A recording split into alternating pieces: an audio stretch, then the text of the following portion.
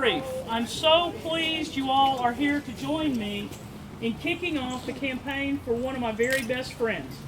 I've known Mark since we were, we graduated from college together, and Mark pretty much grew up at my home. My mother adored him. In fact, he gave her eulogy in 2005. That's how close we are and how close we will stay. I believe in the bottom of my heart, as a native of Washington County, that Mark is our best choice to guide this county into the future. This county is fractured, and we need somebody who can put those pieces back together, make the people feel empowered and respected, and get on with doing the government business of the county and respecting its people. So ladies and gentlemen, this guy can do it, and I've been saying that for a couple of years. So without further ado, I ask you to join us to help him get elected in November. We're going to need money because we're going to be outspent by those Republicans in Springdale, and help us keep the 5th floor in the Washington County Courthouse. My friend, our candidate, Mark Kenyon.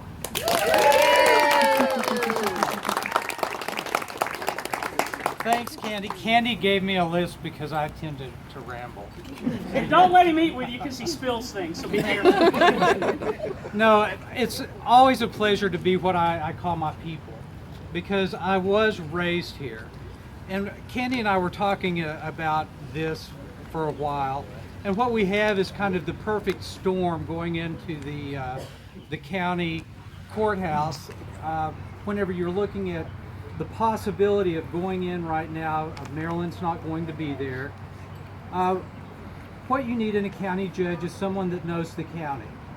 You need someone that has some experience in government, and not on the kind of the high end, but kind of on the local end. And you need someone that has good management experience. And this is what I bring to the position. The county judge, and we've got to get out there and let people know this, is the chief operating officer of the county. And so I was raised out in the county on a very humble family farm out in Ray's Mill, and at that time it wasn't connected well because we didn't have good roads. We have better roads, but we're not taking care of them. And with the road department the way it is right now, we've got to build pride and get that going again in the right direction.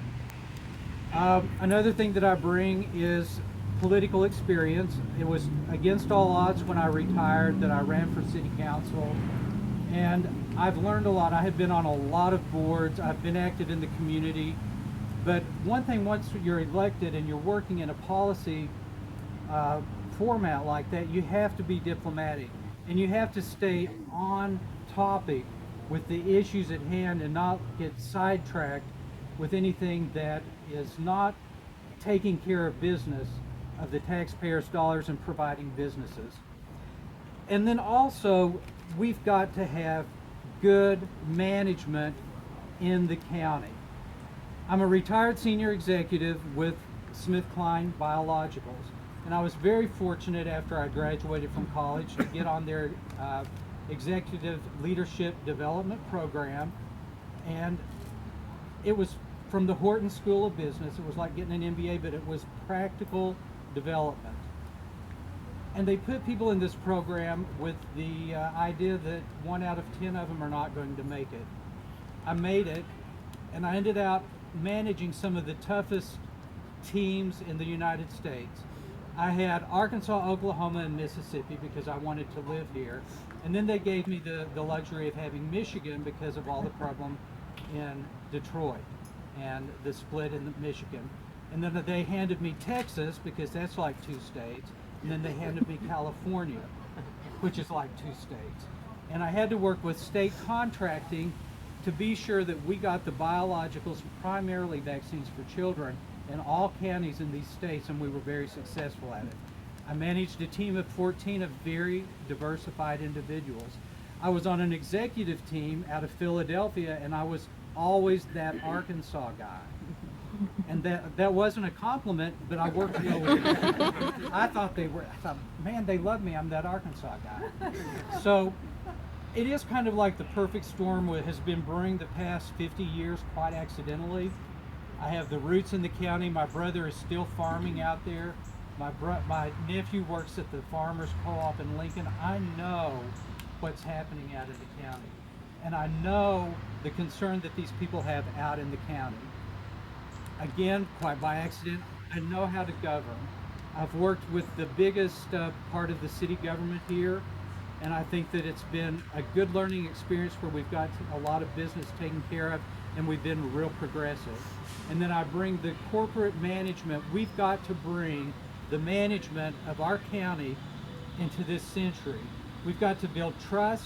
We've got to empower individuals to develop their strengths. We've got to be sure that people are proud to work for the county. We have good people in the county. We have good things happening in our county.